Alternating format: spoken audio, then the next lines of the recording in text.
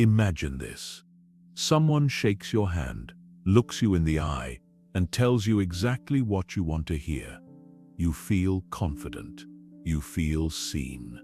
But in that same moment, you've already been played. Deception doesn't start when someone lies.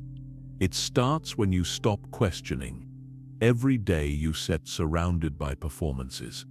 Smiles that aren't real, compliments that carry motives, promises that were never meant to be kept. And yet, the most dangerous lies aren't the ones told to you, they spared the ones you tell yourself. This isn't a book about paranoia. It's about awareness. It's about seeing through the masks, the noise, and the manipulation that most people never notice. Because in a world where everyone is trying to sell, persuade, or deceive, the rarest power left is clarity. Welcome to the art of never being fooled again. Introduction: the lie we all believe. Most people think they can be fooled. They believe they can spot a lie, that their instincts are sharp, that they can read people. But history and psychology prove otherwise. The truth is, every one of us has been fooled. By strangers, by friends, by our own minds. Not because we're weak, but because we're wired to trust. Human beings were built for connection, not suspicion. We believe because belief holds society together. But that same instinct, the one that makes us human, is also what makes us vulnerable. We don't fall for lies because we stupid. We fall for lies because they sound comfortable. A good liar doesn't trick your logic. They borrow your emotions. They use your hopes, your fears, your need to belong, and feed them right back to you. And if you've ever believed someone who let you down, or bought into something that wasn't real, you've already felt how powerful that mechanism can be. This book is not a manifesto for distrust. It's not about turning cold or cynical. It's about waking up. It's about learning to see the world as it truly is, without filters, without illusion, without wishful thinking. It's about mastering the quiet, deliberate art of perception. To notice what others miss. To pause where others react. To ask when others assume. To think clearly when emotion clouds the air. In a world of polished smiles and practiced words, your sharpness, your awareness, becomes your armor. You avoid every deception. No one does. But you'll recover faster, decide wiser, and see people for who they truly are. Because once you understand how deception works, you stop being a victim of it. You stop falling for charm, for status, for promises. You begin to see motive before message. And once you see it, you can never unsee it. This is not about becoming suspicious. It's about becoming sovereign. The kind of person who cannot be quietly led by illusion, manipulation, or flattery. This is the starting point of all mental strength. This is the first lesson in clarity. Welcome to the art of never being fooled again. Chapter 1. The Anatomy of Deception. Every act of deception begins long before the first lie is spoken. It begins in the subtle chemistry between two minds, one attempting to persuade and one eager to believe. The deceiver creates the illusion, but it is the believer who gives it life. Without belief, deception dies before it begins. To understand the anatomy of deception, you must first understand that every lie requires cooperation. There is no trick without a willing audience. From childhood, we are trained to trust. Parents, teachers, and society teach us that honesty is a virtue and that most people are good by default. This belief builds social harmony, but it also builds the perfect conditions for deceit. When someone speaks with confidence, we equate confidence with truth. When someone looks us in the eye, we assume integrity. When words are wrapped in authority, emotion, or familiarity, our minds soften their defenses. We are wired to find patterns of trust, not threats. And so deception often slips in through the very instincts designed to keep us connected. Deception works because it disguises itself as sincerity. A skilled deceiver rarely lies outright. Instead, they distort, omit, exaggerate, or frame information in ways that make falsehood appear logical. The best lies are not foreign intrusions. They are small manipulations of truths we already accept. This is why lies are so hard to detect. They blend with what we want to believe. The closer a lie is to comfort, the more invisible it becomes. People imagine deception as something loud and obvious. A nervous glance, a stutter, a contradiction. But most deception is quiet. It lives in tone, timing, and presentation.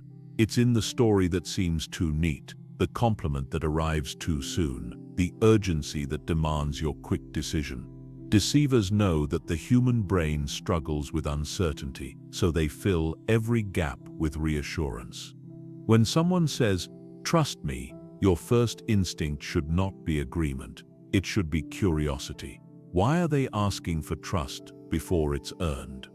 To be immune to deception, you must recognize how your mind processes truth.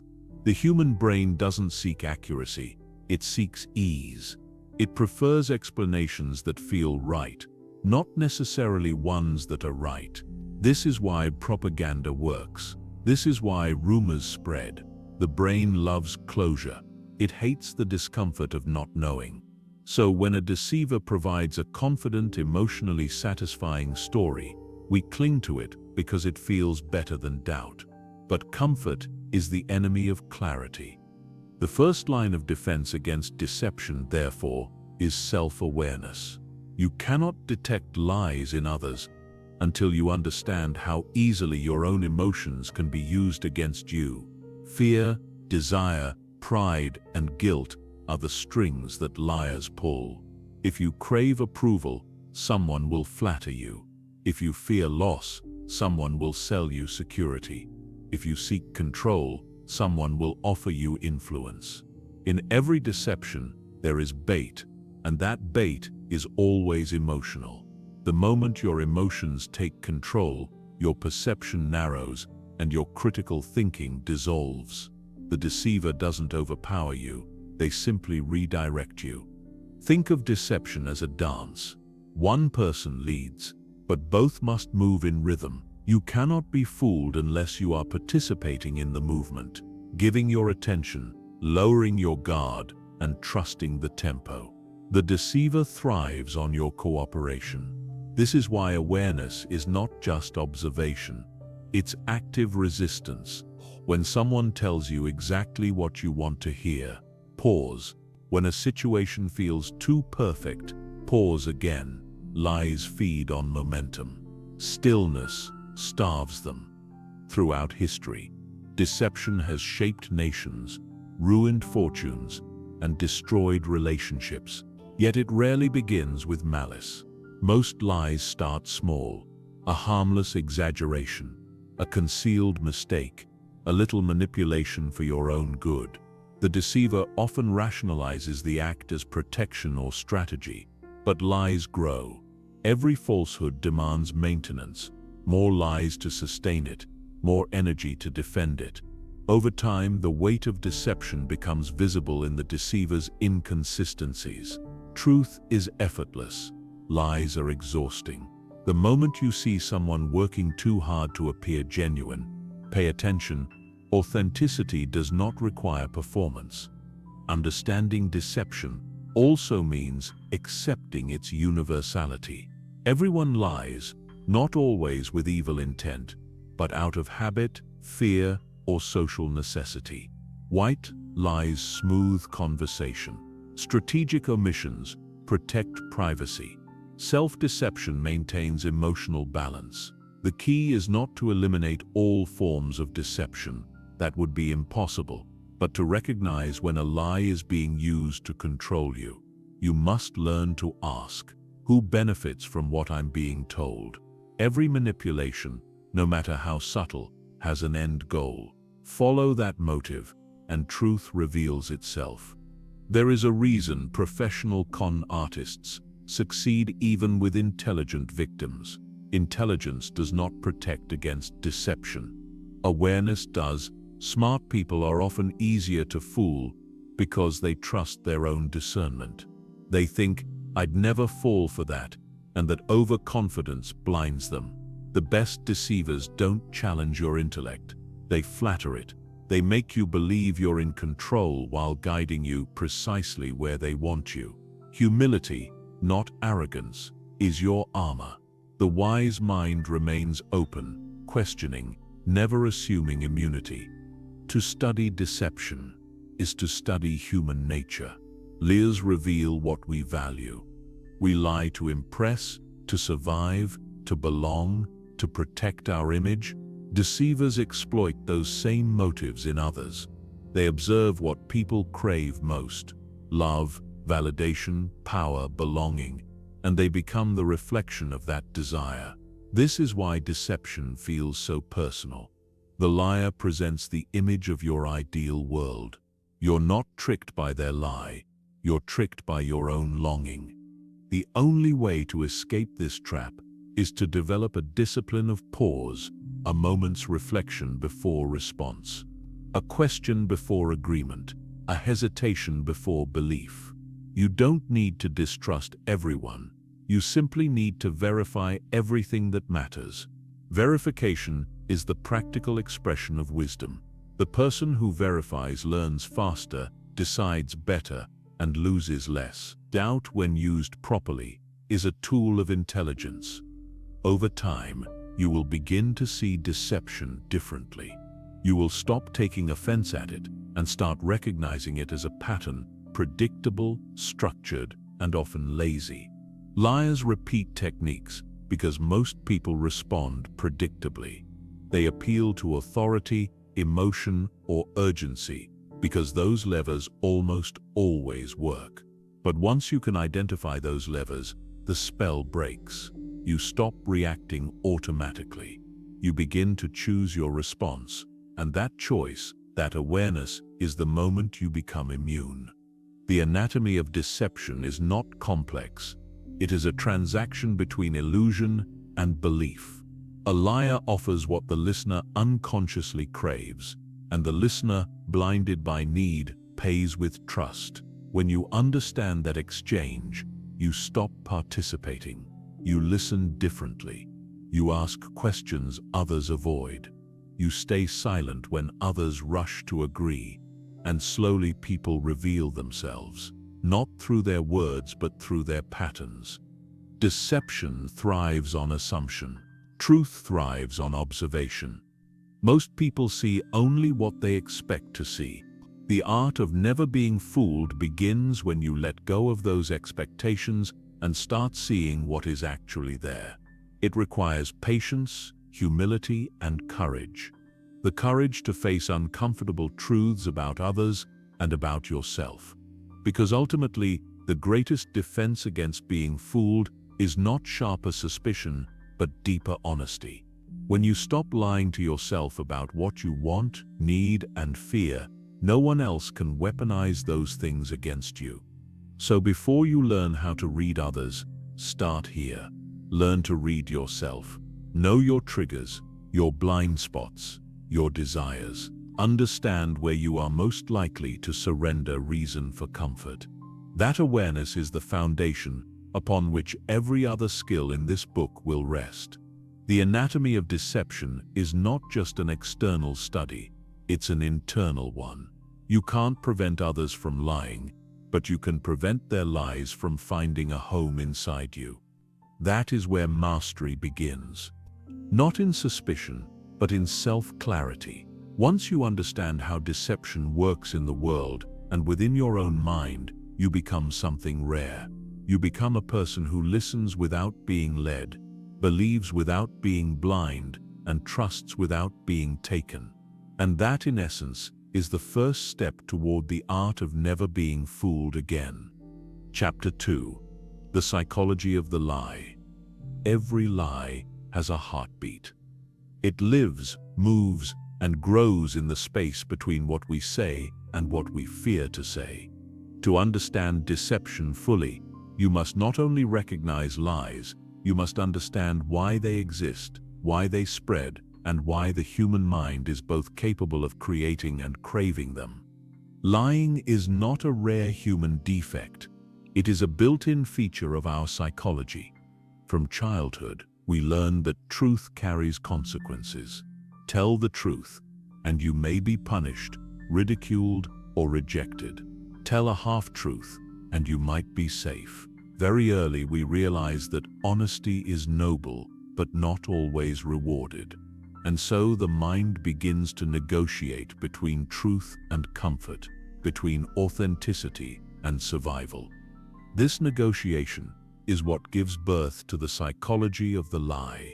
It is a mechanism of adaptation, a way for the mind to control perception, preserve self-image, and maintain social balance.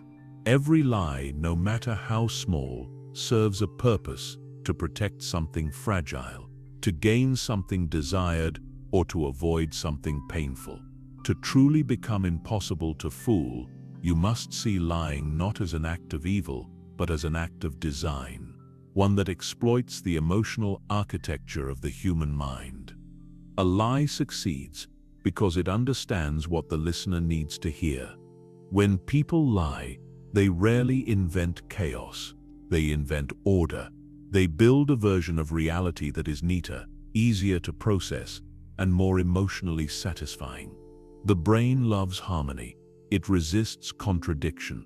That's why a lie that fits your worldview feels safer than a truth that challenges it. Deceivers understand this instinctively. They know that if they align their story with your expectations, you will believe it without question. A well-crafted lie doesn't force you to think differently. It allows you to stop thinking entirely. At its core, lying is not just manipulation of facts, it's manipulation of emotion. The deceiver speaks not to your logic, but to your feeling. They amplify fear, inflate hope, or mirror empathy.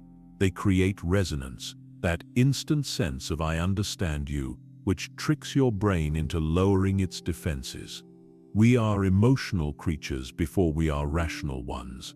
That's why truth often feels cold, while lies feel warm. One challenges, the other comforts. Consider how lies spread in groups, companies, or entire societies. A rumor begins, small, unverified, but exciting. People repeat it, not because it's true, but because it satisfies an emotional need. It makes them feel informed, important, or connected. The mind loves stories that make sense of confusion. Lies are rarely random. They are structured narratives that meet a psychological demand. They give shape to uncertainty, and people cling to them because uncertainty is unbearable. There is also another, subtler truth. Most lies are told not to others, but to ourselves. We lie to preserve identity, to protect ego, to justify failure, or disguise insecurity. When something threatens the way we see ourselves, the mind acts as its own defense attorney, reshaping facts to protect our sense of self. A person who cheats calls it a mistake. A person who manipulates calls it persuasion. A person who fears admits to being careful. Self-deception is the root from which all external deception grows. You can't detect lies in others if you haven't caught them in yourself. Notice the moments when you soften reality to feel better. The times you avoid an uncomfortable truth because it challenges your pride. Each of those moments trains your brain to tolerate illusion, and the more comfortable you are with illusion, the easier it is for others to deceive you. Self-honesty is not about guilt, it's about precision. The sharper your awareness of your own motives, the clearer you'll see through the motives of others. Psychologically, lies follow predictable patterns. They rely on cognitive shortcuts, the ways our brains conserve energy by making quick judgments. For example, the halo effect. When someone appears confident, kind, or attractive, we subconsciously assume they're honest. Or confirmation bias. When new information supports what we already believe, we accept it without scrutiny. A deceiver only needs to understand these reflexes to use them. They don't argue with your logic, they exploit your instincts. In experiments on deception, researchers found something remarkable. Most people don't lie because they enjoy it. They lie because they feel they must. The motivation is often self-preservation, not power. True fear drives falsehood far more than greed. The liar fears rejection, loss, punishment, or exposure. And when fear is strong enough, the brain rationalizes dishonesty as necessity. I had no choice. It was for their own good. It wasn't really lying. This rationalization process is critical. It allows the liar to maintain an image of being a good person. In other words, most liars don't see themselves as liars. They construct an inner narrative that justifies every deception. That's why catching a liar is so difficult. Not because they're skilled actors, but because they believe their performance, their tone, body language, and words align. Because in that moment, they've convinced themselves of their own story. The best deceivers are those who first deceive themselves. Understanding this helps you approach deception differently. Instead of looking for guilt, look for justification. Listen for the small rehearsed explanations, the overly detailed stories, the emotional pleas that feel slightly misaligned with the facts. Guilt may not always appear, but justification almost always does. When people explain too much, too soon, or too emotionally, it's not clarity, it's control. Lies are not built with words alone, they're built with energy. When someone is truthful, their words and emotions flow naturally. When they lie, that flow tightens. They monitor themselves. They watch your reaction. They overcompensate, either by trying too hard to sound sincere or by avoiding eye contact entirely. Both extremes betray effort. Truth requires no effort. Lies demand constant management. The more energy you see being spent on maintaining an image, the more likely that image is false. There's another layer to this context. A lie doesn't exist in isolation. It's always part of a pattern. One false story may pass unnoticed, but deception over time corrodes consistency. The story changes slightly. Each time it's told, the tone shifts. The emotion weakens. The facts blur. Most liars cannot maintain internal coherence because their lies evolve with necessity. When you suspect deception, don't focus on the details of a single story. Compare the timeline. Revisit old statements. Liars often forget their own versions of reality. The psychology of the lie is not just about deceit, it's about connection. Lying reveals what people value most: acceptance, love, safety, or power. Every lie points to a deeper need. When you learn to look beneath the surface, you stop reacting to the words and start perceiving the motive. And once you can see motive, deception loses its magic. To master this understanding, you must practice empathy without attachment. See the liar not as an enemy, but as a reflection of the human condition, someone trapped in their own need to survive or to be seen. Empathy allows you to stay calm, detached, and observant. It protects you from emotional reaction, which is the liar's greatest weapon. The moment you become offended, angry, or defensive, the deceiver gains control. Calmness is your shield. Ultimately, the psychology of the lie teaches one profound truth. People don't lie to hurt you.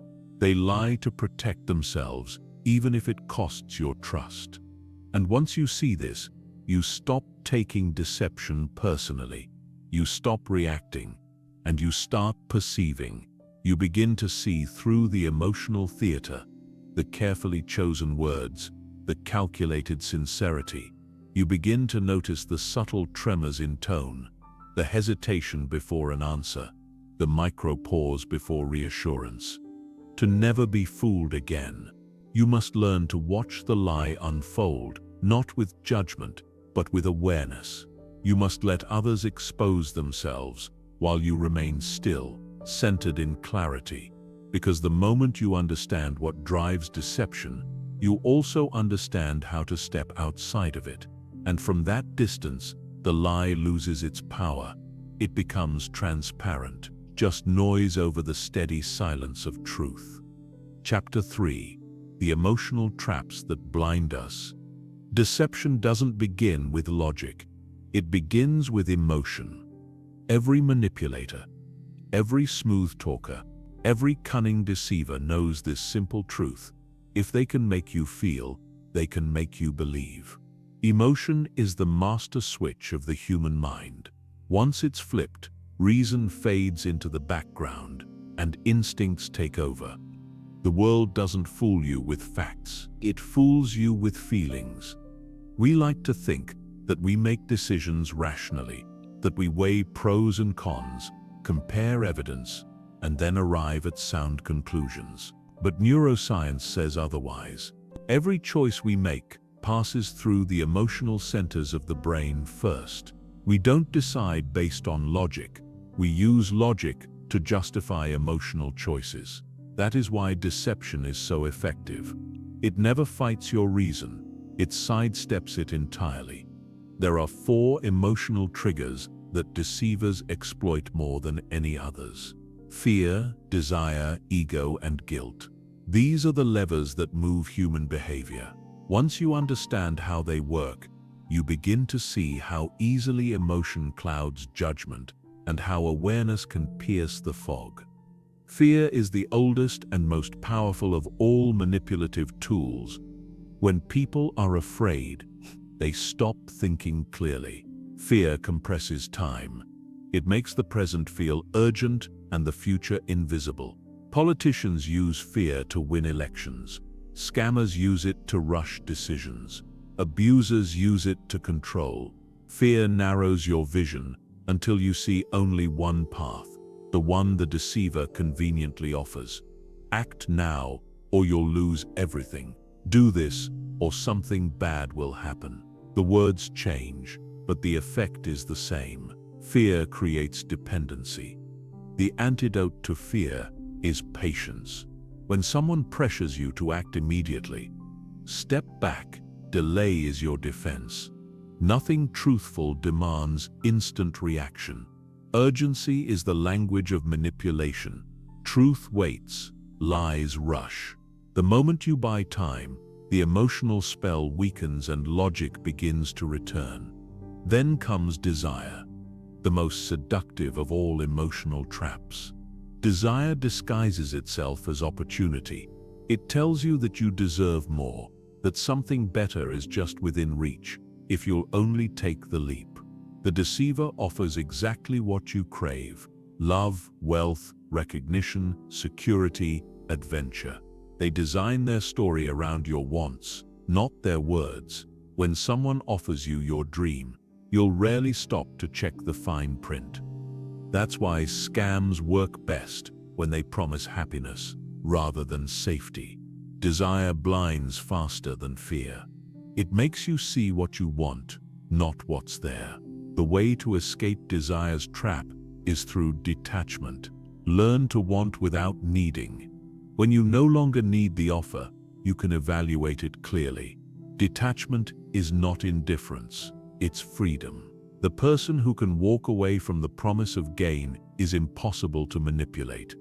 Ego is another doorway deception walks through. Ego whispers, "You're too smart to be fooled." It flatters your intelligence, your morality, your uniqueness.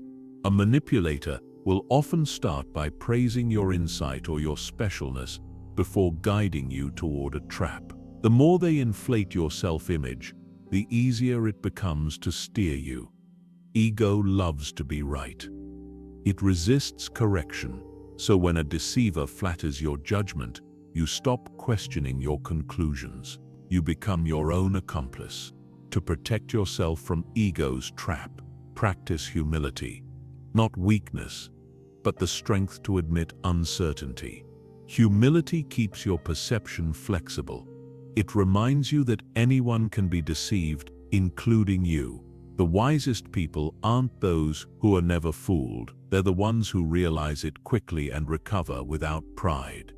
Then there is guilt, the quiet manipulator. While fear drives you to act and desire tempts you to believe, guilt ties your hands. It tells you that you owe someone, that you must comply to be good, that saying no would make you cruel or selfish. Manipulators use guilt because it feels moral. They don't need to threaten you. They just make you feel responsible for their pain. After everything I've done for you, you're the only one who understands me. If you loved me, you'd do this. Each line is a chain disguised as care. The cure for guilt-based manipulation is boundaries. You are responsible for your actions, not for another person's emotions.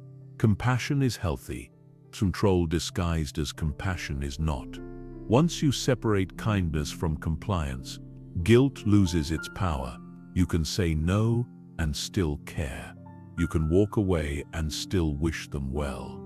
All four of these emotions, fear, desire, ego, and guilt, have one thing in common: they bypass awareness.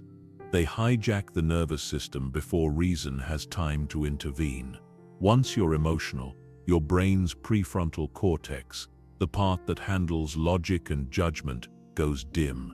That's why emotional awareness is not a luxury. It's a survival skill. It's the firewall that protects your perception from being rewritten by others. If you observe closely, you'll notice that skilled manipulators don't argue. They evoke. They don't try to convince your intellect.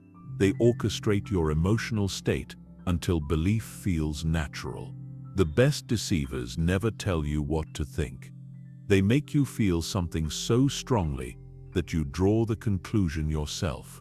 And because the idea came from you, you defend it. You become invested in your own manipulation. So how do you resist? The key is to build emotional distance between stimulus and response. The space between what happens and how you react is where all wisdom lives. When you feel a surge, fear, excitement, guilt, pride, pause. Ask yourself, what is this emotion trying to make me do? The very act of naming it gives you control. Emotion thrives in speed and silence. Awareness slows it down. The moment you label the feeling, you see the string being pulled. Over time, you will begin to recognize patterns. You'll see that people who want to control you often start with emotion, not logic. They make you feel small, special, scared, or indebted. And when you stay calm in those moments, when you do not react, something remarkable happens. The manipulator loses their grip. They sense they can't steer you, and their strategy unravels. They reveal their frustration, their true motive, or they move on to easier prey. Awareness doesn't mean apathy. It doesn't mean shutting off emotion or distrusting everyone who makes you feel something. Emotion is beautiful, necessary, and human. But when emotion controls thought, perception blurs. The goal isn't to feel less. It's to notice more, to feel without surrendering your clarity. The world is full of emotional bait. Advertisers sell happiness. Politicians sell fear. Influencers sell admiration. Personal manipulators sell guilt and love. Each is fishing for attention, belief, or compliance. You can't stop them from casting lines, but you can refuse to bite. You can recognize the hook, even when it's covered in charm. To never be fooled, you must learn to stand inside your emotion without drowning in it. To observe your feelings as they rise, rather than act from them blindly. That quiet awareness That pause between trigger and decision is the line between control and freedom. Once you master it, you become someone rare. You listen, but you don't absorb. You care, but you don't collapse. You sense emotion, but you don't let it steer you. And in that balance, deception loses its leverage. The moment you stop reacting to emotion automatically, the game changes. Because manipulation can only work on those who move when pushed. And when you remain still, calm, centered, unshaken, no one can pull your strings. Chapter 4. The Power of Skeptical Thinking. Truth, by its nature, doesn't demand your belief. It simply is. But deception, illusion, and manipulation, they require your cooperation. They depend on your unexamined trust, your willingness to take words at face value, and your reluctance to challenge appearances. That's why skeptical thinking is not negativity. It's intelligence in motion. It's the discipline of doubt used with purpose, not the rejection of everything out of bitterness or fear. Skepticism is the mind's immune system. It protects you not by avoiding contact with new ideas, but by testing them before you let them in. A strong immune system doesn't reject every germ. It learns to recognize what's harmful and what's safe. In the same way, a strong mind doesn't reject everything unfamiliar. It examines, questions, and then decides based on evidence. To understand the power of skeptical thinking, you must first see how easily belief forms. When someone tells you something that fits your worldview, your brain rewards you. It releases a small dose of dopamine, the same chemical that responds to pleasure and reward. That's why agreeing feels good. Belief is emotionally satisfying. Questioning, on the other hand, costs energy. It's uncomfortable. It forces your brain to slow down, to think critically, to delay closure. And the human mind, by design, dislikes delay. We crave completion. So when a deceiver gives you a story that feels complete, your brain relaxes and your guard drops. Skepticism interrupts that reflex. It creates space between stimulus and acceptance. It gives your mind time to breathe before you commit to belief. In that pause, you move from emotional reaction to rational evaluation. And that sits where clarity lives. To think skeptically, start with 3 simple questions. What is being said? What evidence supports it? And most importantly, who benefits if I believe it? Every statement, every advertisement, every promise, and every explanation has a motive behind it. Sometimes the motive is harmless, persuasion, inspiration, teaching, but often, especially in manipulation, the motive is self-serving. When you ask who benefits, you are tracing the current of power. Deception always flows toward benefit. If someone gains significantly from your belief, their words deserve your greatest scrutiny. Being skeptical doesn't mean distrusting everything. It means withholding judgment until the truth earns its place. Think of your attention as currency. Every belief you buy into is a purchase, and every manipulator wants to sell you something, an idea, a feeling, an allegiance. Before you spend that currency, inspect the product. There's a misconception that skeptics are cold or pessimistic. In truth, skepticism is the most hopeful form of thought because it believes truth exists and can be discovered through inquiry. Cynicism assumes everyone lies. Skepticism asks who's telling the truth and how we can tell the difference. The great philosopher Bertrand Russell once said, "In all affairs it's just a healthy thing now and then to hang a question mark on the things you have long taken for granted." That single act, the willingness to question even your own certainties, is the mark of true intelligence. When you question, you regain authorship over your mind. You stop being a passenger in your own thinking and become the driver again. Skeptical thinking doesn't come naturally. It must be trained. The modern world bombards you with information designed to bypass it. Headlines are written to provoke emotion, not reflection. Social media rewards outrage over accuracy. Advertising manipulates fear of missing out.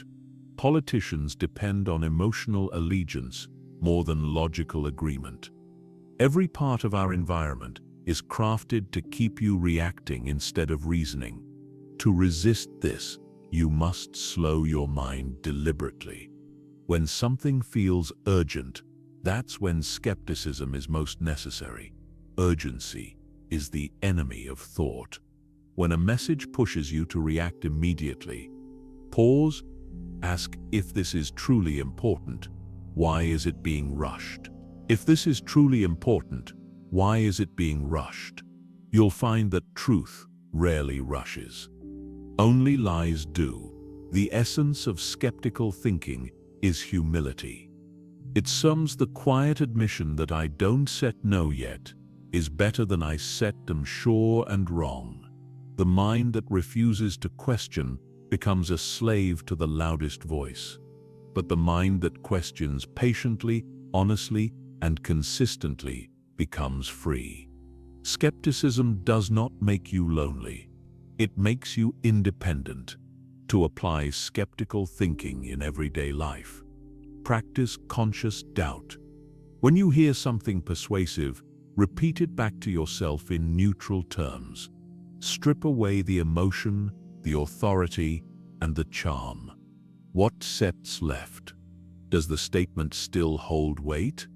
If not, you've just seen how much of its power came from delivery rather than content. The more you do this, the more you begin to notice patterns. You'll recognize when someone's trying to guide your emotions instead of your logic.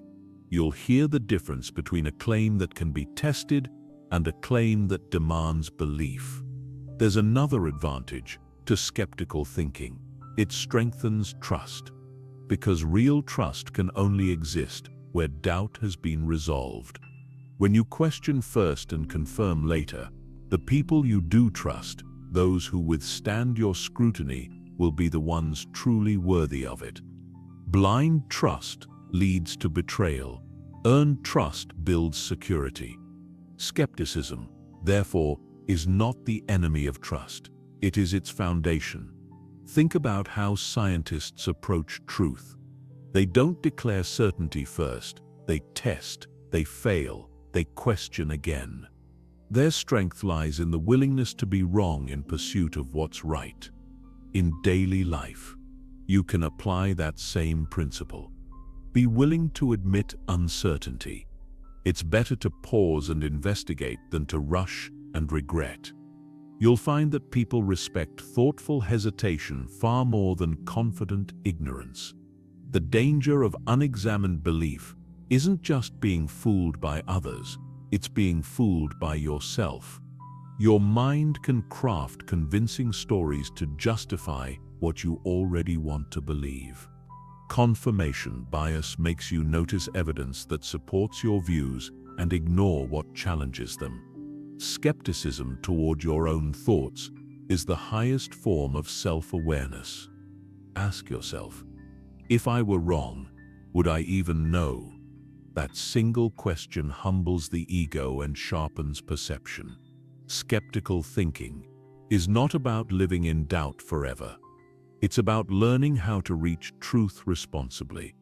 It sits not a wall, it sits a filter. You don't block everything out. You let clarity through. When used wisely, skepticism becomes quiet confidence. You no longer need to be defensive because you know how to verify. You no longer need to argue because you know how to test. In a world that thrives on manipulation, skepticism is the rarest form of strength. It doesn't shout, it observes. It doesn't react. It analyzes. It doesn't fear new information. It examines it. Skeptical thinking doesn't make life colder. It makes it clearer. It transforms confusion into curiosity, fear into focus, and belief into knowledge. Once you master it, the noise of deception no longer overwhelms you. You begin to see patterns in persuasion, motives behind words, and emotion behind claims. You stop living as an audience and start living as an investigator. And in that moment, you are no longer a participant in other people's illusions. You are an observer of truth, calm, measured, and free. That is the power of skeptical thinking. Chapter 5. The subtle signs of manipulation. Manipulation is an invisible art.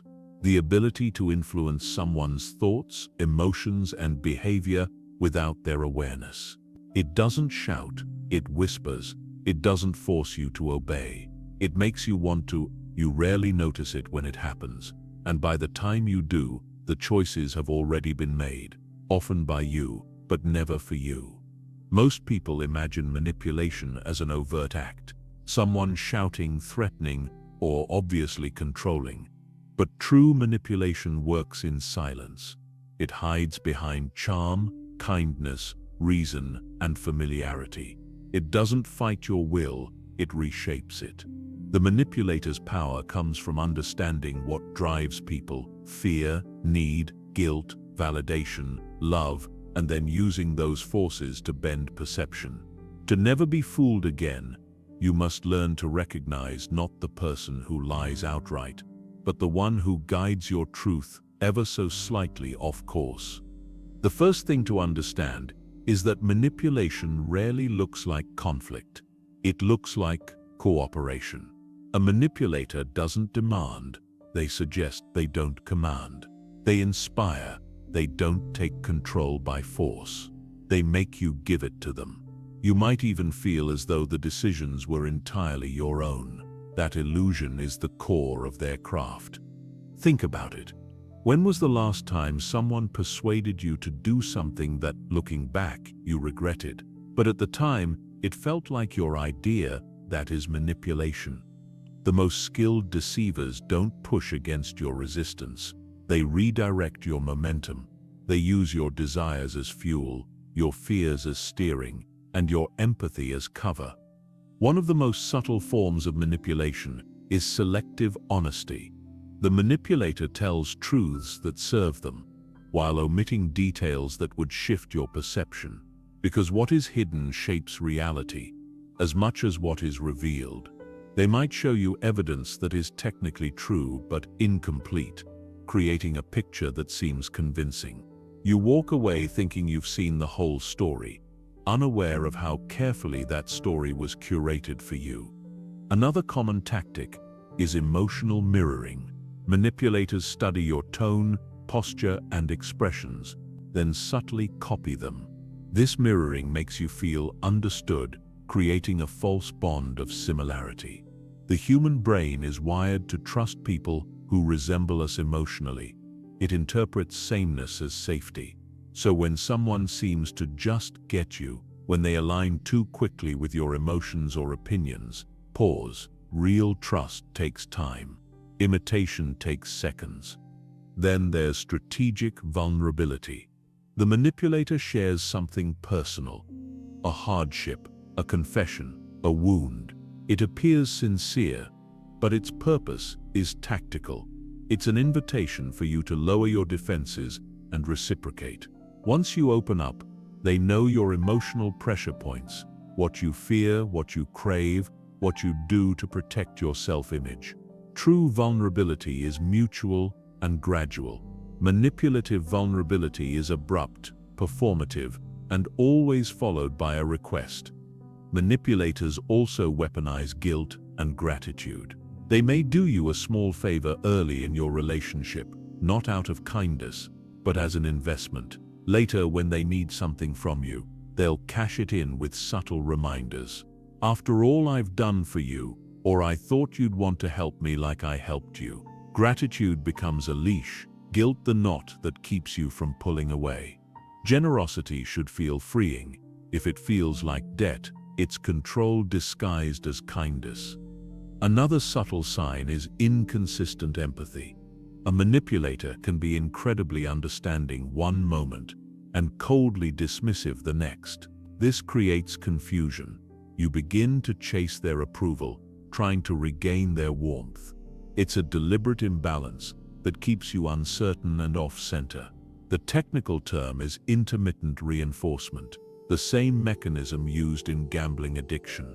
You never know when the next reward will come, so you keep investing more time, more energy, more trust. In manipulation, unpredictability is not chaos, it's strategy.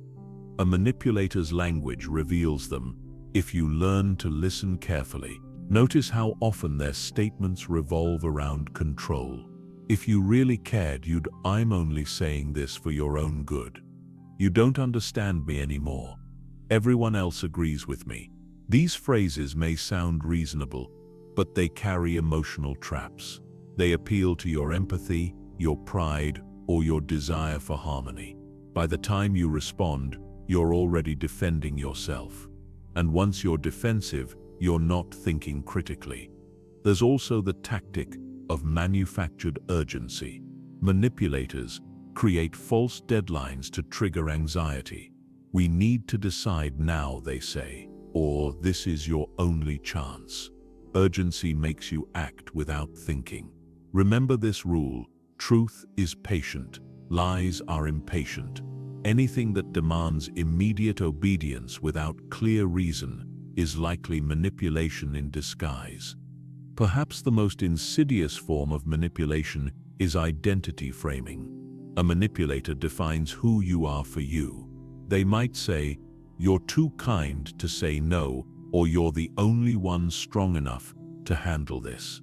At first, these sound like compliments, but what they're really doing is locking you into a role: the helper, the loyal one, the responsible one. And once you accept that identity, they can exploit it.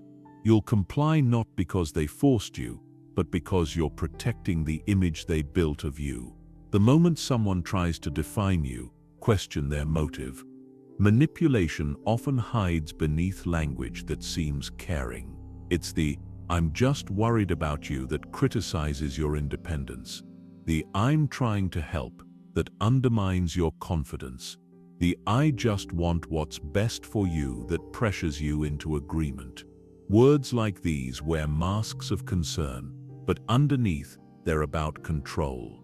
True care empowers you, manipulation restricts you. To detect manipulation, train yourself to watch for discrepancies. When someone's words and actions don't align, believe the action.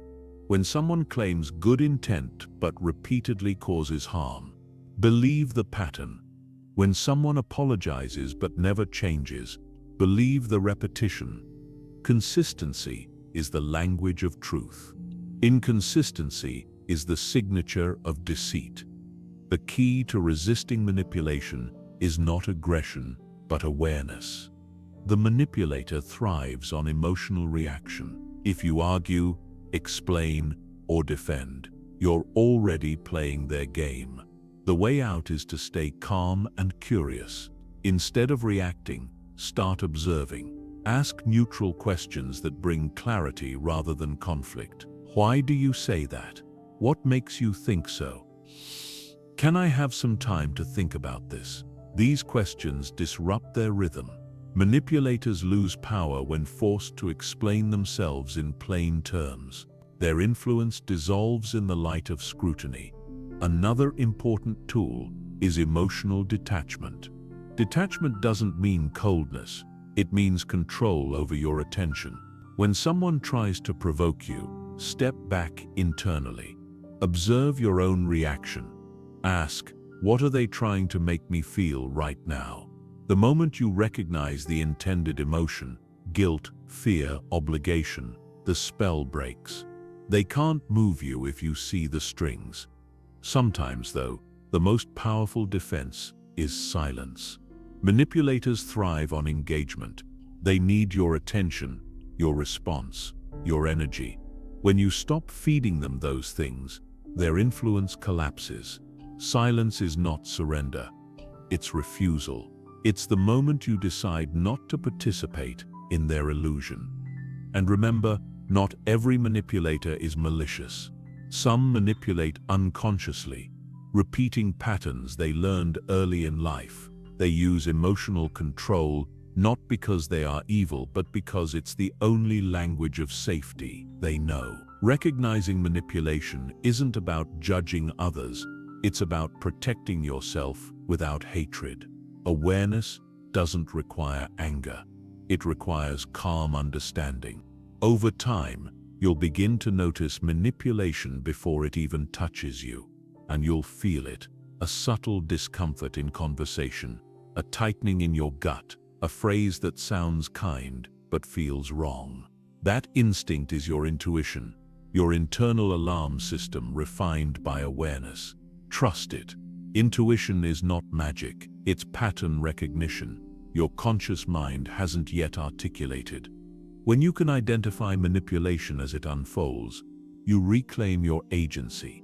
You stop dancing to someone else's rhythm. You stop agreeing to what doesn't serve you. You stop confusing kindness with obedience. You stop mistaking guilt for responsibility. You start living from clarity instead of reaction. In the end, the subtle signs of manipulation are everywhere, but so are the opportunities to see through them. Every time you pause, every time you notice the shift between words and actions, every time you refuse to be rushed or flattered, you strengthen your boundaries. You become harder to read, harder to sway, harder to fool. And that is the quiet victory of awareness. Not that manipulation disappears, but that it no longer finds a place to take root in you. Chapter 6. The Intelligence of Observation. Observation is the oldest form of intelligence. Long before humans wrote, calculated, or reasoned, we watched. We noticed the rustle of leaves that warned of danger, the pattern of stars that promised a season, the shift in tone that revealed intention. Those who observed well survived. Those who didn't vanished. The skill is ancient, but in the modern world it's dying. Surrounded by screens, noise, and constant distraction, most people no longer see what is right in front of them. They hear words but miss meaning. They look, but they don't see. To never be fooled again, you must rediscover the art of observation, not just seeing, but reading. Observation is more than a sense, it's a state of mind. It begins with stillness. A still mind notices everything. A restless one notices nothing. When you enter a room, pause before you speak. Let your senses catch up before your thoughts take over. The way people sit, the direction of their eyes, the tension in their shoulders, the rhythm of their voices, all of it tells a story far more truthful than words. Language can be rehearsed, the body cannot. A liar can mimic sincerity, but they cannot erase the microsecond flicker of discomfort that betrays them. It's there, in a blink, a breath, a pause, and only a calm observer will see it. Observation is not judgment. It's awareness without opinion. Most people observe to conclude. The wise observe to understand. When you judge too soon, you stop seeing. When you decide who someone is, your brain filters every detail to confirm that view. Real observation suspends assumption. It lets the truth reveal itself over time. The most skilled observers have trained themselves to notice inconsistency. They watch for moments when words and behavior separate. When someone says, "I'm fine," but their tone is tight. When they agree yet subtly withdraw.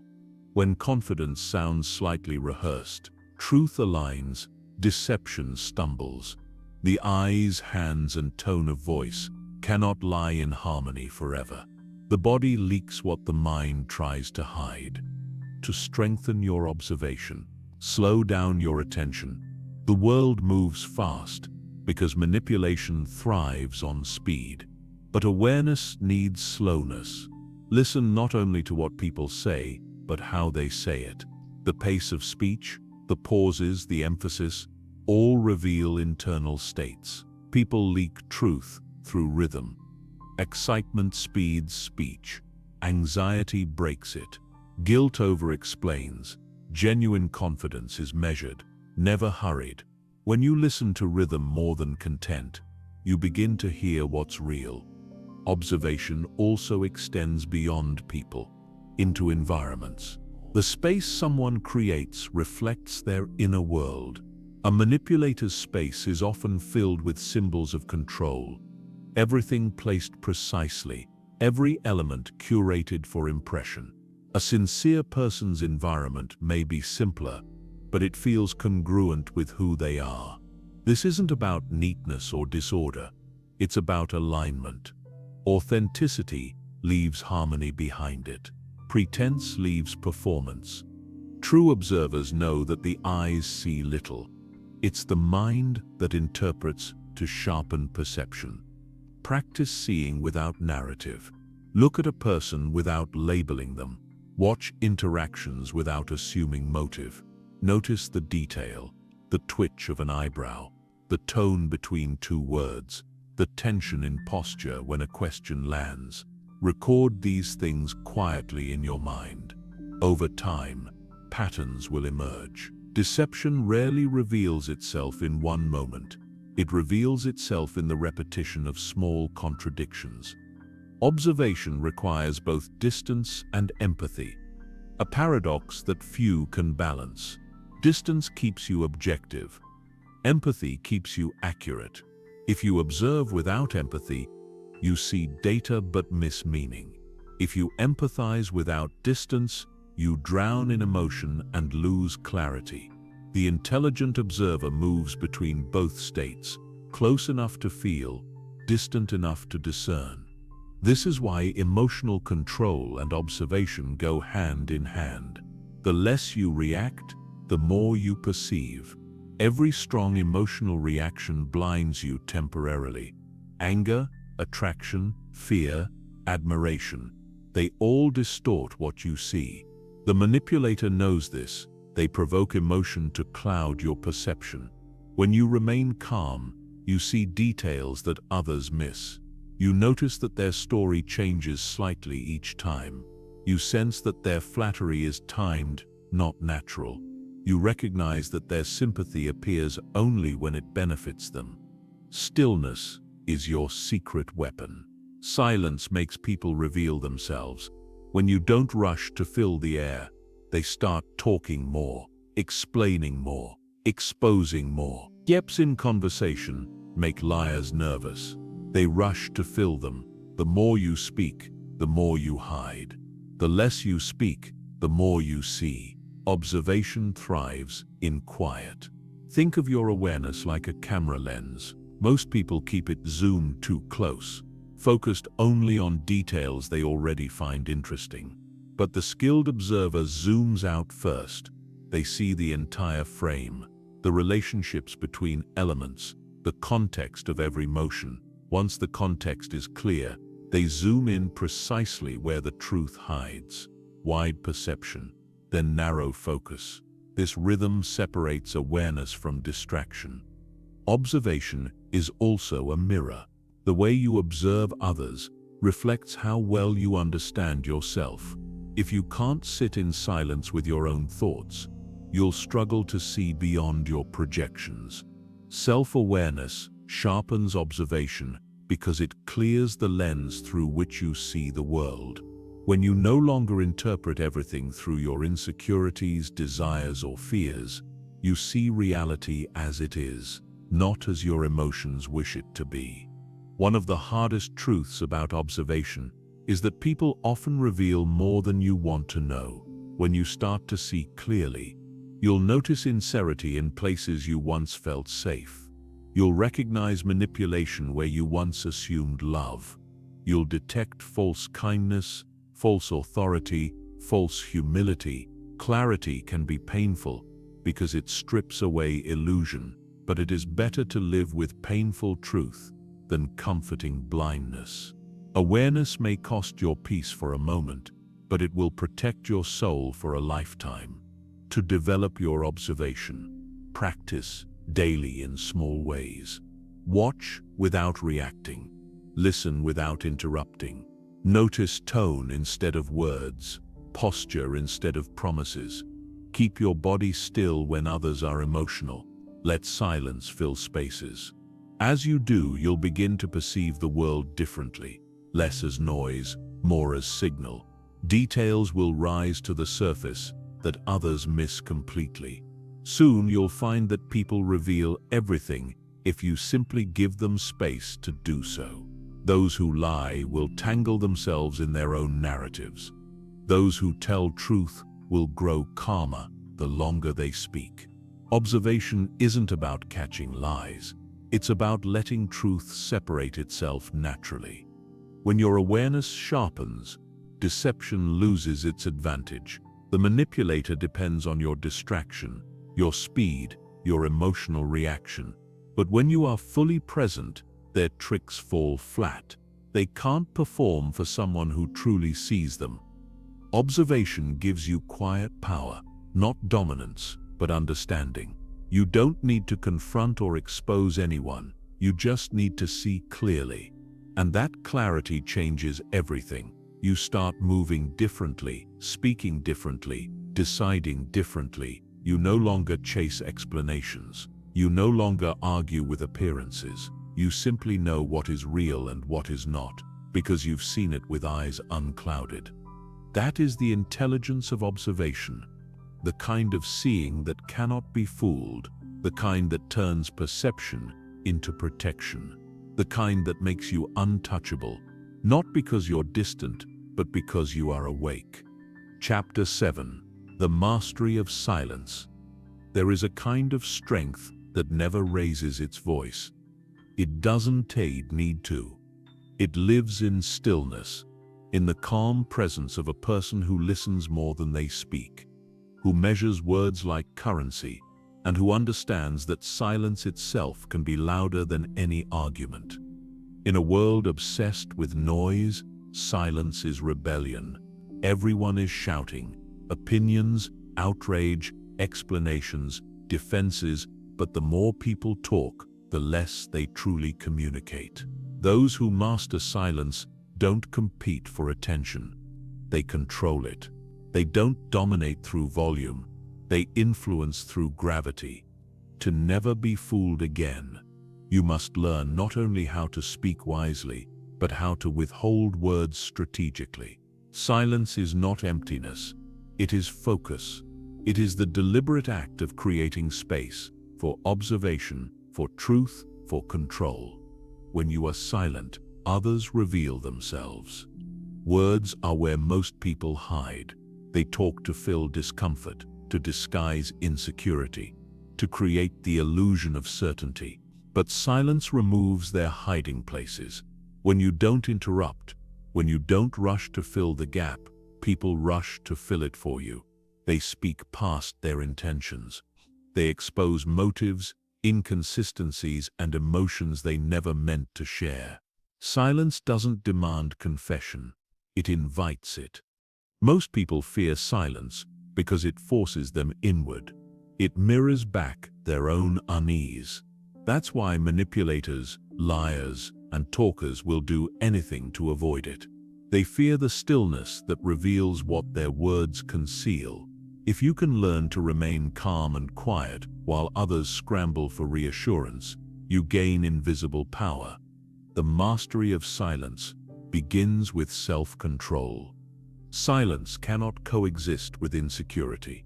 The insecure person must explain, defend, prove, correct. But the secure person does not chase understanding. They embody it.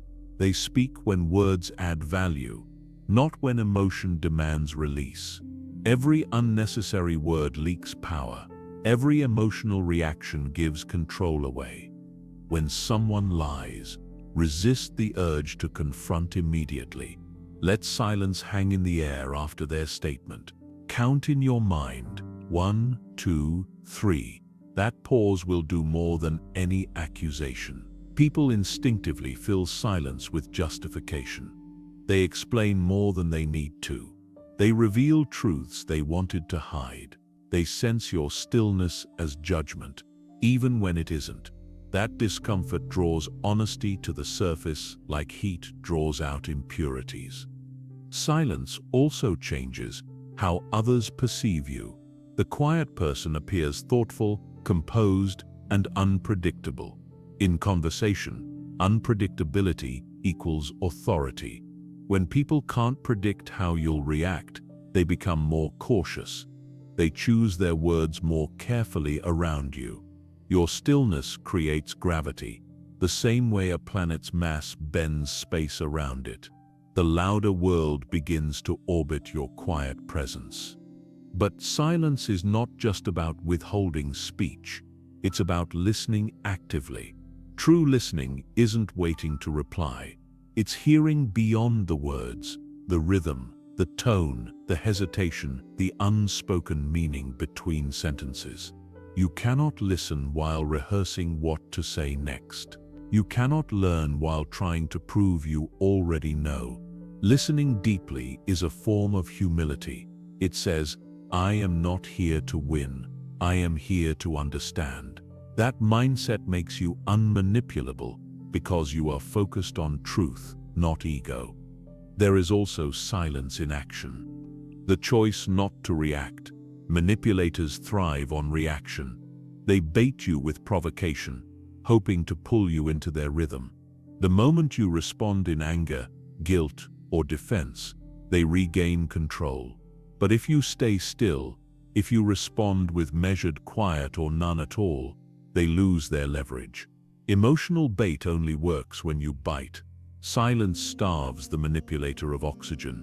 This doesn't mean silence should be used as punishment or avoidance.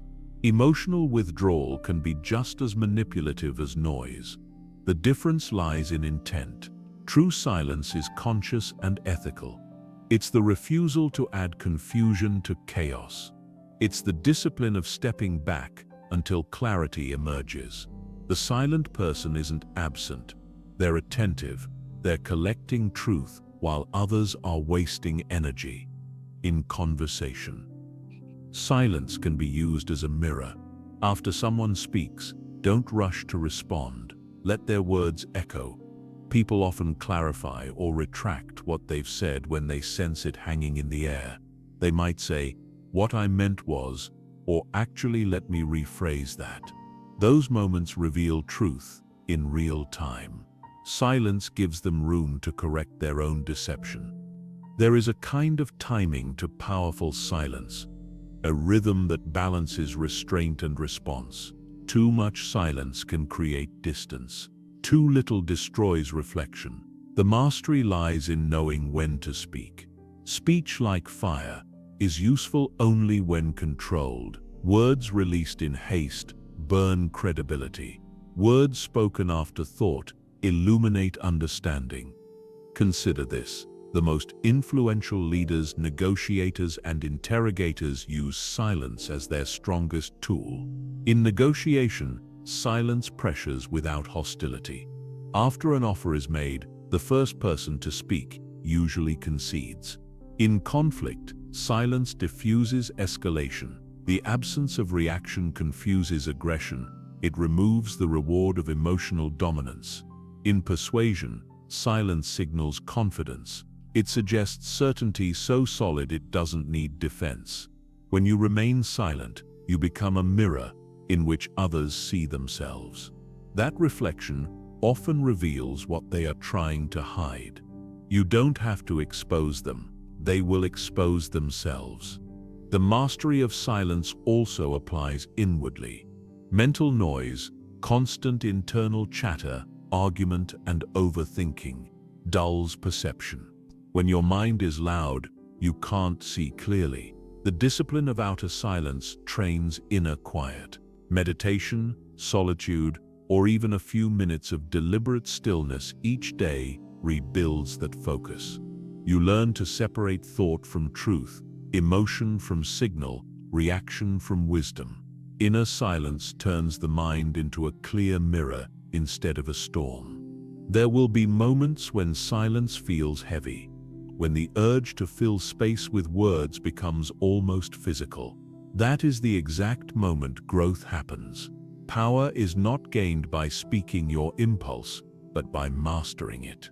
The more you can sit with the tension of unsaid words, the stronger your presence becomes. Silence, when used wisely, creates boundaries without walls. It tells the world, I choose when and how to engage. It allows truth to emerge naturally, without confrontation. It teaches others to respect your space, your time, your pace. And it teaches you to respect your own thoughts, to ensure that when you do speak, your words carry the weight of intention, not noise. In the end, mastery of silence is mastery of self. It's the discipline of knowing that not every thought deserves sound, not every moment demands commentary, and not every truth requires announcement. It's the quiet confidence of a person who doesn't need to prove, because they already know. And when you reach that level of calm authority, you become untouchable. People can provoke you, but they cannot move you. They can question you, but they cannot shake you. Because the person who masters silence commands the loudest room without ever raising a voice. Chapter 8. The truth behind charisma. Charisma is one of the most misunderstood forces in human interaction. It's often mistaken for confidence, beauty, or charm, but charisma is far more subtle and far more dangerous. It's the invisible magnetism that makes people lean in when you speak. Trust your tone before your words and follow your lead without realizing why. Charisma can inspire nations, but it can also manipulate them. To become impossible to fool, you must understand how charisma works, both how it enchants others and how it deceives you. Charisma begins in energy, not words. It's a transfer of emotion. Charismatic people radiate certainty. They make you feel what they feel: calm, excitement, purpose, conviction, and your brain mirrors that energy unconsciously. This is called emotional contagion. When someone projects confidence, your nervous system synchronizes with theirs. You start to feel safe, seen, or inspired, simply by being near them. That's why charisma is powerful. It bypasses thought. You don't reason your way into admiration. You feel it. But here lies the danger. Charisma isn't always anchored in truth. A liar with enough conviction can sound more believable than an honest person with doubt. People rarely follow facts. They follow certainty. The charismatic deceiver knows this. They don't persuade by argument. They persuade by presence. Their tone is unwavering, their gaze steady, their timing perfect. Even when they lie, they sound sincere because they believe in the performance. They understand something most people don't. People trust emotion before they trust logic. To understand charisma, you must first recognize how your mind interprets it. The human brain is wired to equate confidence with competence. When someone appears self-assured, your instincts say they must know what they're doing. This shortcut once helped our ancestors follow strong leaders during crisis, but in modern life, it often backfires. Today, charisma can make frauds look brilliant, narcissists seem heroic, and manipulators appear trustworthy. Charisma feeds on attention. It doesn't survive without an audience. Every gesture, pause, and smile is calibrated to hold your focus. The charismatic person understands rhythm. They know when to speak and when to stay silent. They know how to use stillness as punctuation, how to maintain eye contact long enough to create connection but not discomfort. Their communication feels effortless. But it's not. It's choreography. Charisma also thrives on projection. When someone captivates you, they're not just showing you who they are, they're showing you a reflection of what you want to see. If you crave strength, they embody it. If you crave safety, they radiate it. If you crave validation, they give it strategically. The most persuasive people don't actually change your beliefs. They mirror them until you feel understood.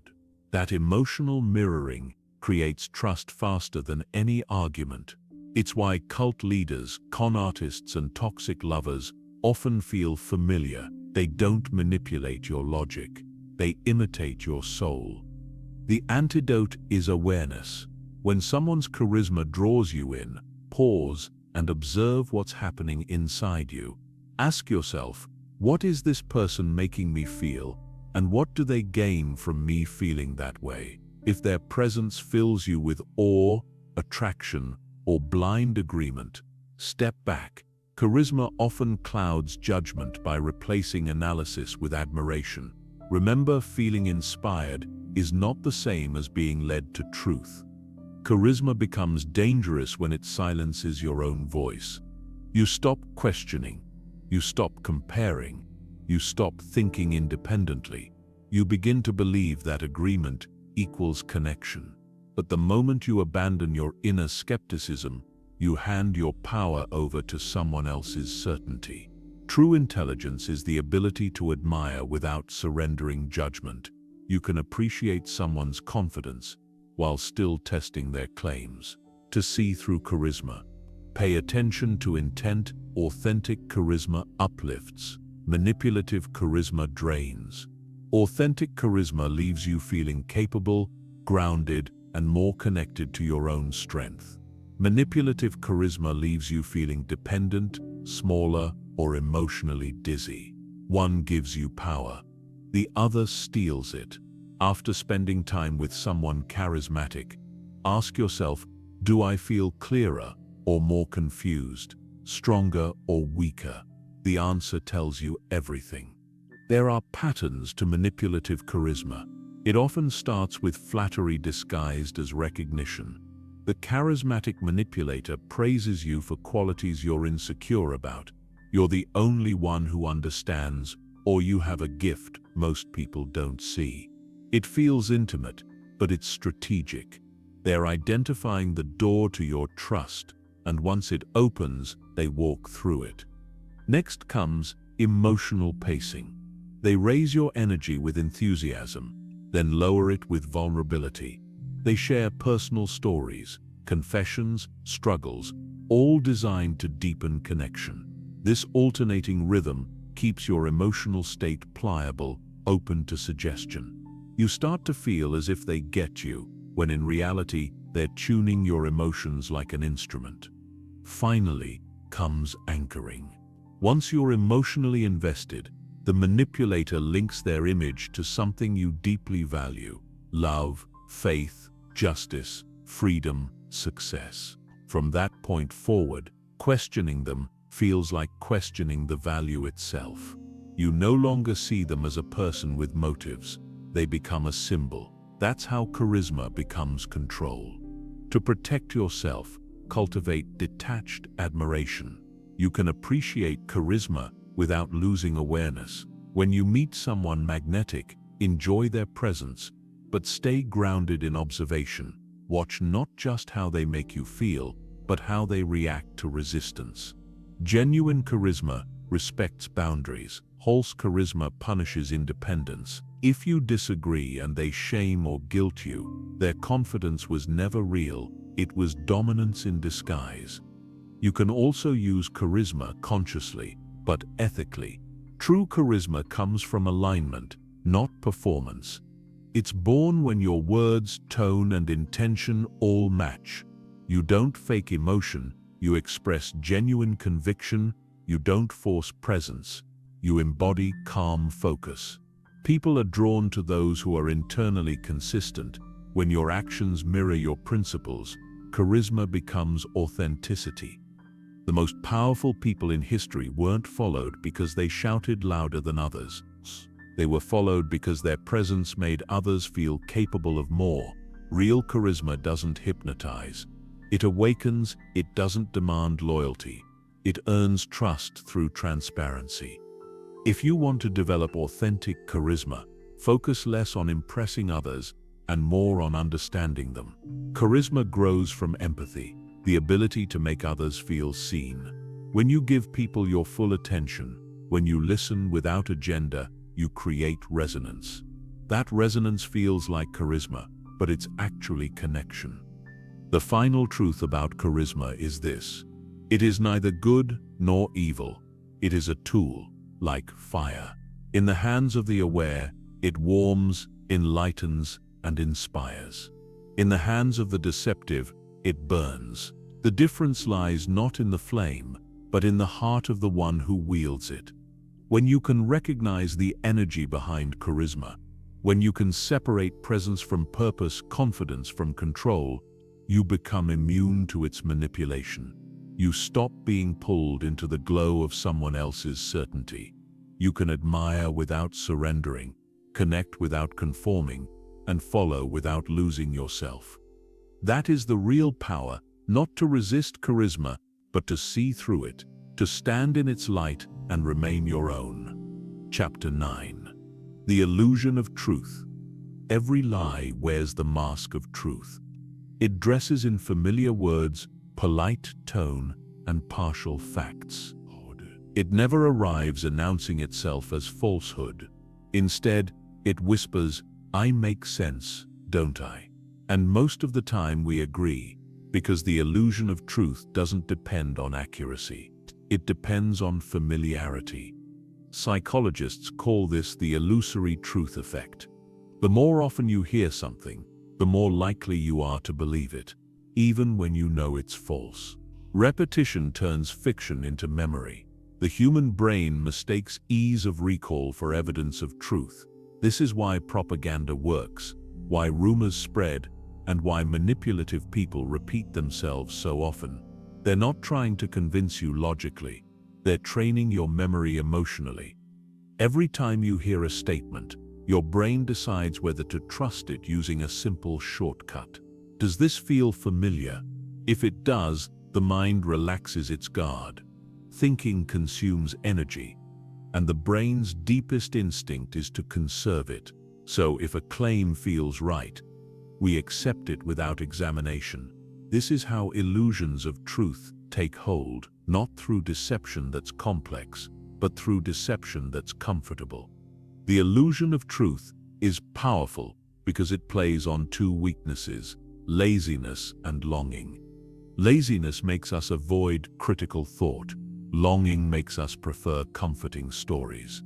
The deceiver doesn't need to create new lies daily. They only need to repeat old ones until your mind mistakes echo for evidence.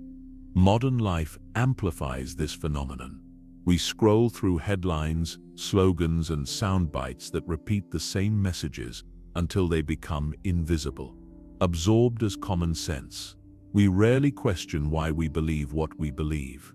We confuse frequency with validity. The louder something is said, the truer it seems.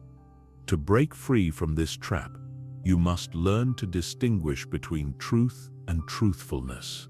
Truth is reality, the actual state of things. Truthfulness is the appearance of honesty, tone, expression, familiarity. A person can sound truthful while lying. Another can speak awkwardly and be entirely honest.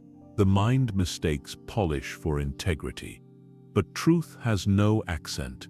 It doesn't need rhythm or charm. It only needs consistency. Deceivers understand this difference instinctively. They know that people trust confidence more than content. That's why content artists, politicians, and media manipulators all use repetition, rhythm, and emotional tone. They frame falsehood in the cadence of truth. They repeat a message until your resistance wears down. They borrow the voice of reason while selling illusion. The most dangerous illusions are the ones you build yourself. Every human mind constructs private myths, beliefs that make life bearable, that justify mistakes, that soften guilt. We tell ourselves stories like, "I know this person would never lie to me. I can stop anytime I want. It's Bex, not that bad." I deserve this. Each of these is a self-made illusion, not always harmful, but always blinding. The mind uses them as emotional insulation, and while they protect us from pain, they also keep us from seeing reality. Truth, when it first appears, often feels uncomfortable. That discomfort is your mind resisting correction. The illusion of truth feels safe. Real truth feels disruptive. But remember this, comfort is not clarity. The moment you start valuing comfort over accuracy, you've traded awareness for anesthesia. So how do you see through illusions? Start with doubt as discipline. When you hear something that feels obvious, ask, why do I believe this? Where did I learn it?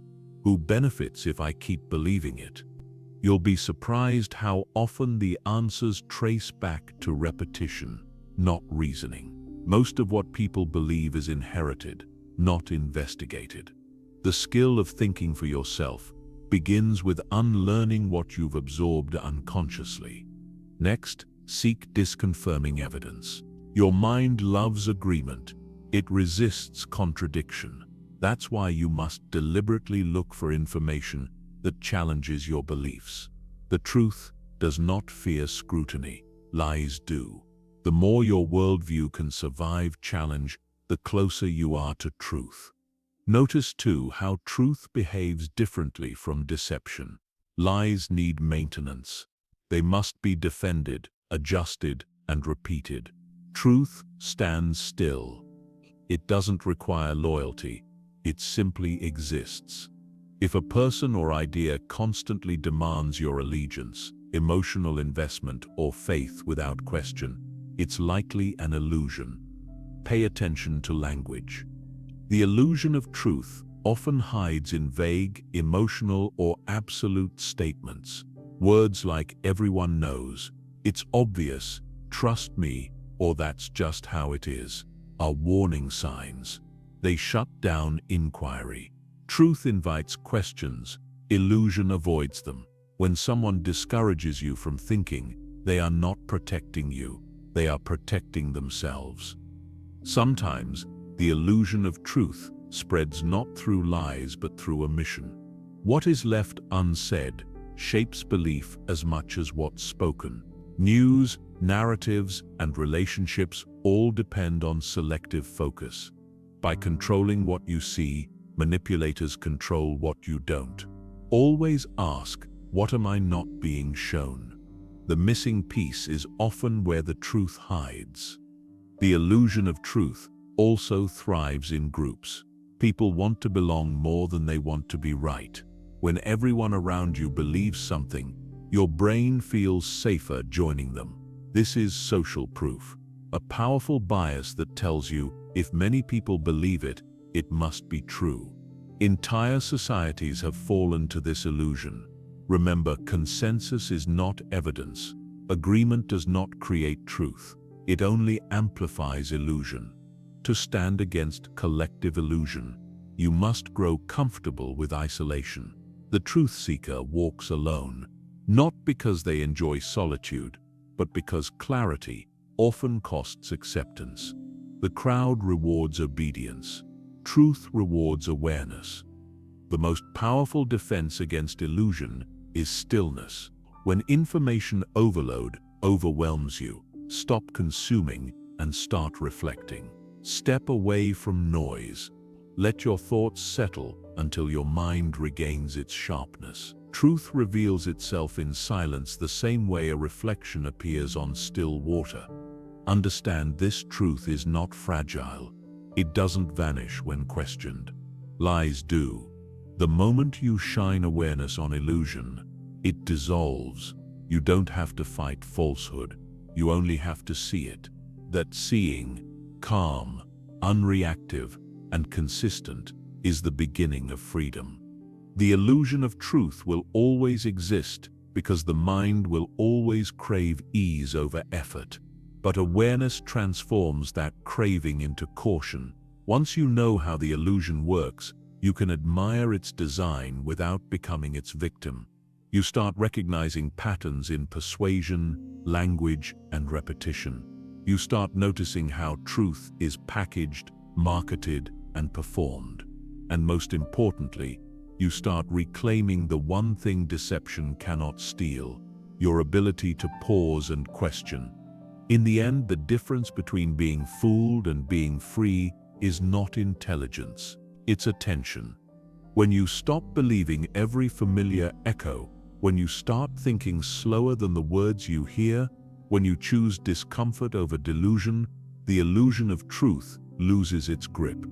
And in that quiet awareness, that still moment between what's said and what's real, you will find something rare. A truth that doesn't demand your faith, only your perception.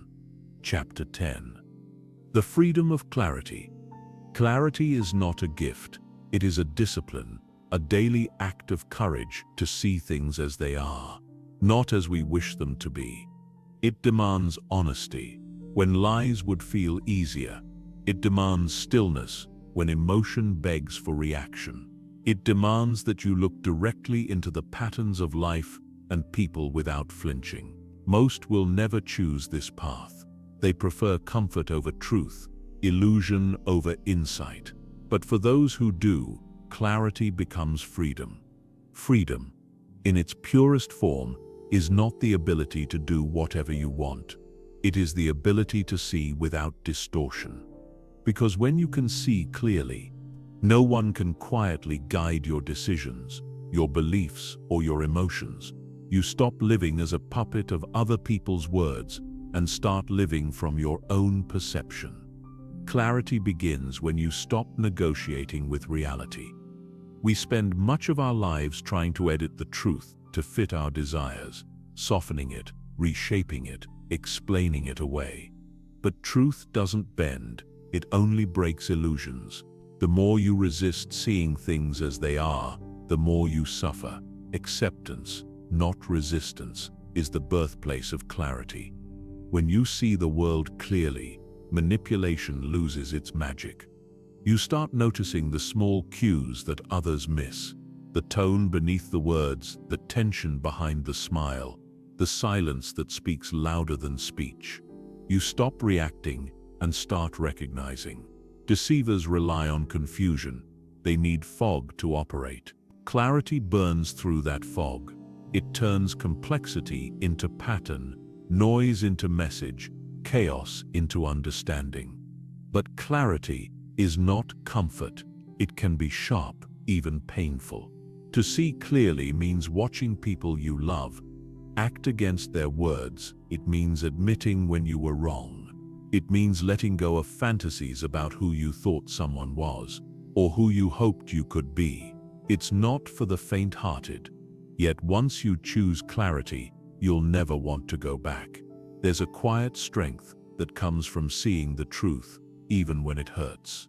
Clarity is awareness without judgment. It doesn't mean becoming cold or cynical. It means becoming precise. You don't label people as good or bad. You see motives, patterns, and limits. You stop expecting honesty from those who've shown you deceit. You stop arguing with lies. You stop trying to fix people who benefit from staying broken. You simply see, and in seeing, you stop being pulled by illusion.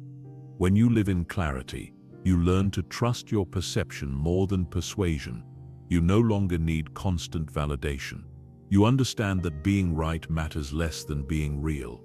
You know when to speak, when to listen, and when to walk away. Your silence becomes intentional, not fearful. Your empathy becomes discerning, not naive. Clarity transforms relationships. You stop confusing attention with affection, charm with character, and apology with change. You recognize when words don't align with action, when promises are recycled, when motives are hidden behind politeness. Instead of reacting, you respond. Instead of being drawn in, you observe. Instead of needing control, you stay centered in understanding. It also transforms how you see yourself. Most people deceive themselves long before others deceive them. They tell stories that make pain tolerable. I'm fine. It's not my fault. It'll get better soon. But clarity starts within. It's the moment you stop rehearsing explanations and start acknowledging facts. You can't grow while lying to yourself, even gently. The truth you refuse to see inside you becomes the weakness others exploit. To cultivate clarity, you must practice stillness, not physical silence, but mental space. When the mind quiets, perception sharpens. Step away from the constant hum of opinion, information, and emotion. Solitude is not loneliness, it's a reset. The world's noise dulls intuition. Silence restores it. In that quiet, patterns emerge. Things that seemed complicated suddenly make sense. You begin to see the threads connecting events, motives, and choices, yours and others. Clarity is not about seeing everything. It's about seeing enough. You don't need omniscience to live wisely.